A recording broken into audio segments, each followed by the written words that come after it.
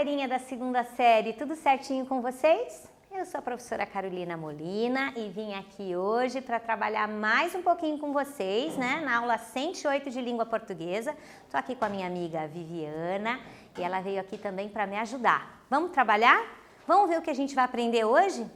Os objetivos da aula de hoje: ler um conto compreensivamente, localizar informações explícitas em um texto, inferir o sentido de uma palavra ou expressão, inferir uma informação implícita em um texto e identificar elementos que constroem a narrativa. Então, como você já viu, nós vamos ler um conto, tá? Eu escolhi para nós lermos um conto do Machado de Assis. Nossa, professora, a gente trabalhou com Machado de Assis bastante. Trabalhamos mesmo com os romances dele. A gente falou, né, do romance de Machado de Assis, falamos de Dom Casmurro, né? Vocês viram, o professor Sidney também trabalhou com vocês sobre dois outros romances de Machado de Assis, mas a gente ainda não falou dos contos dele. E a gente vai trabalhar um conto hoje muito interessante, muito bonito, tá? Missa do Galo. E a gente vai analisar um pouquinho do realismo a partir desse conto também, tá bom? Vamos lá? Vem comigo, vamos ler? Nunca pude entender a conversação que tive com uma senhora há muitos anos, contava eu 17, ela 30. Era noite de Natal, havendo ajustado com um vizinho irmos à missa do Galo, preferi não dormir. Combinei que eu iria acordá-lo à meia-noite. A casa em que eu estava hospedado era do escrivão Menezes, que fora casado em primeiras núpcias com uma de minhas primas. A segunda mulher, Conceição, e a mãe desta acolheram-me bem quando vim de Mangaratiba para o Rio de Janeiro, meses antes, a estudar preparatórios. O conto Missa do Galo, um quiz para você, apresenta um narrador. De que tipo é esse narrador? Esse trechinho já mostra para vocês. Letra A. Ele é um narrador observador, conta a história do lado de fora, na terceira pessoa, sem participar das ações. Letra B, é um narrador onisciente, conta a história em terceira pessoa e às vezes permite certas intromissões narrando em primeira pessoa. Ou ele é um narrador personagem que conta a história em primeira pessoa, a história da qual participa também como personagem. Fala aí pra mim, eu dou um tempinho pra você e a gente já volta.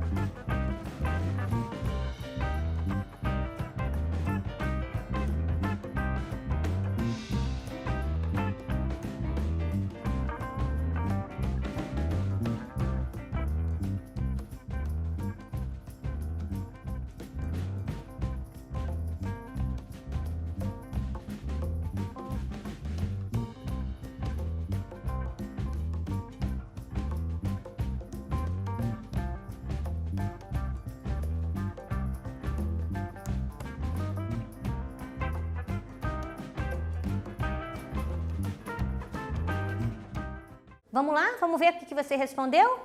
É isso mesmo, é um narrador personagem. Ele conta lá na primeira pessoa, né? Ele está falando, eu me lembro de uma história que aconteceu quando eu tinha 17 anos. Ele vai contar o que aconteceu com ele, não é mesmo? Vamos ver então? Vamos continuar? Vivia tranquilo naquela casa sobradada da Rua do Senado com os meus livros, poucas relações, alguns passeios. A família era pequena. O escrivão, a mulher, a sogra e 2 escravas. Costumes velhos. Às 10 horas da noite toda a gente estava nos quartos. Às 10h30 a casa dormia. Nunca tinha ido ao teatro e mais de uma vez, ouvindo dizer ao Menezes que ia ao teatro, pedi-lhe que me levasse consigo. Nessas ocasiões a sogra fazia uma careta e as escravas riam a socapa.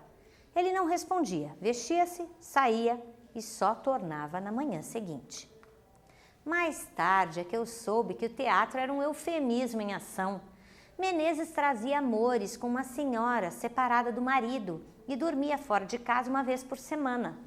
Conceição padecera, a princípio, com a existência da comborça, mas afinal resignara-se, acostumara-se e acabou achando que era muito direito. Boa Conceição! chamavam-lhe a Santa e fazia jus ao título. Tão facilmente suportava os esquecimentos do marido. Em verdade, era um temperamento moderado, sem extremos. Nem grandes lágrimas, nem grandes risos. No capítulo de que trato, dava para maometana, aceitaria um harém com as aparências salvas. Deus me perdoe se a julgo mal. Tudo nela era atenuado e passivo. O próprio rosto era mediano, nem bonito nem feio. Era o que chamamos uma pessoa simpática. Não dizia mal de ninguém, perdoava tudo. Não sabia odiar, pode ser até que não soubesse amar.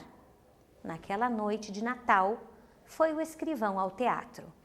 Era pelos anos de 1861 ou 1862. Vamos para um exercício?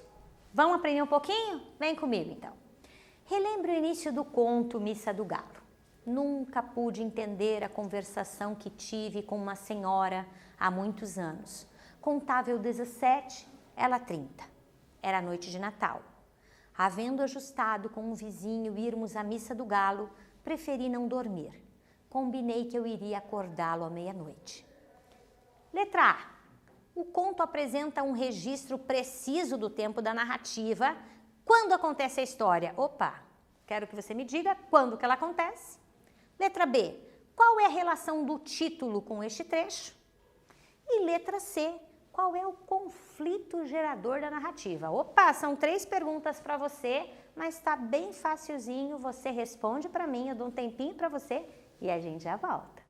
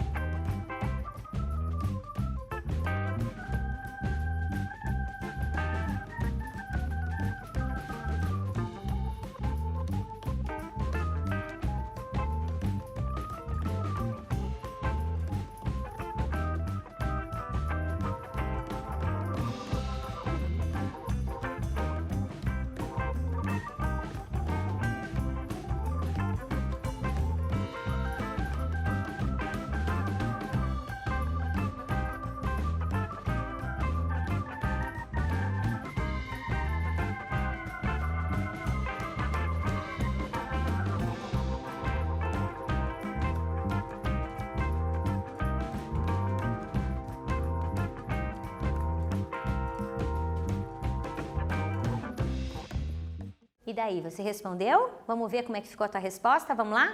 Vamos ver o que você respondeu aí para mim. Então, primeira coisa, o conto apresenta um registro preciso do tempo da narrativa. Quando acontece a história? Era noite de Natal, pelos anos de 1861 ou 1862. Repare que ali está bem, né, bem marcado no tempo, repare. Qual é a relação do título com esse trecho? É interessante. Missa do Galo. O que é a Missa do Galo, né? Se você é católico, talvez você saiba. É uma celebração religiosa realizada pela Igreja Católica na noite de Natal à meia-noite. Então, essa missa acontece exatamente na noite de Natal à meia-noite. Por isso que ele estava ali esperando a meia-noite para ir para a Missa do Galo. E letra C, qual é o conflito gerador da narrativa, né? O fato do narrador não ter compreendido a conversa que teve com uma senhora. Ele diz lá, né? Eu não entendo essa conversa que eu tive com uma senhora. Contar a história pode levá-lo a entender o que houve, por isso que ele está contando a história para a gente.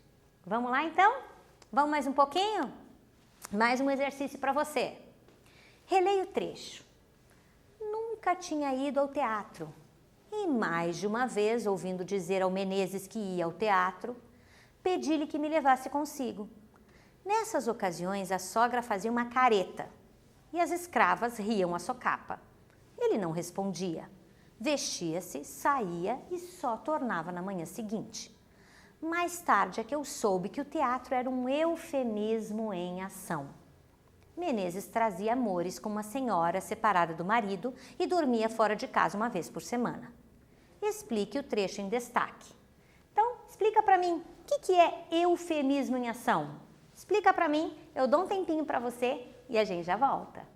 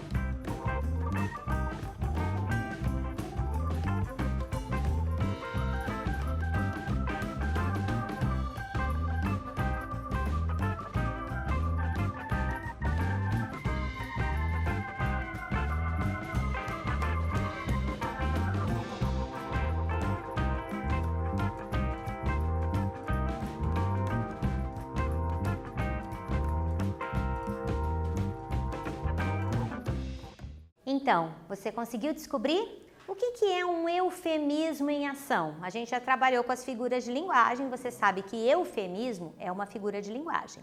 Vamos ver o que quer dizer eufemismo? Vamos lá?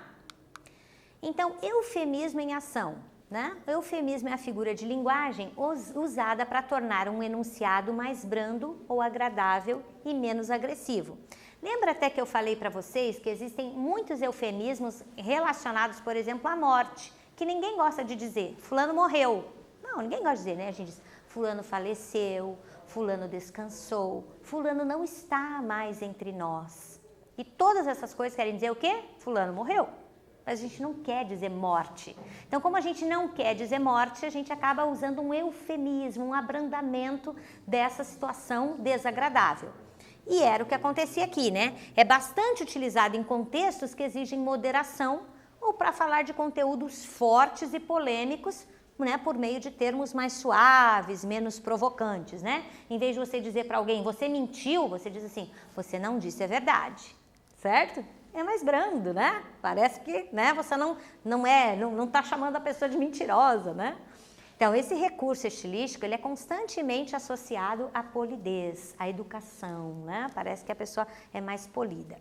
No contexto do conto, ao invés de dizer que o Menezes tinha um caso com uma outra mulher e que ele ia para a casa da outra mulher, né?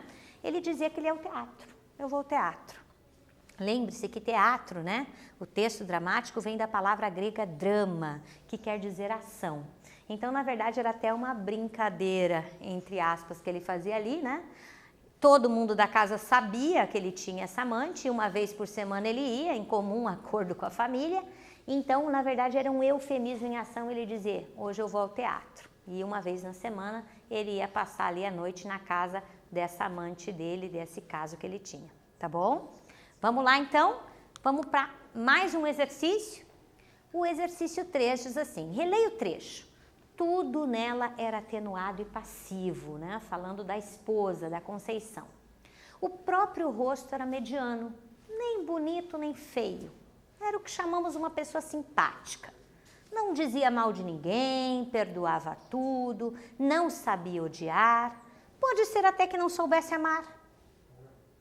Essa descrição da personagem tem a finalidade de, letra A, idealizar a personagem, né? Ou letra B, retratar a personagem como ela é. Então qual é a ideia aí? A gente quer idealizar, deixá-la especial ou retratá-la como ela é? Eu dou um tempinho para você, você pensa bem, responde para mim e a gente já volta.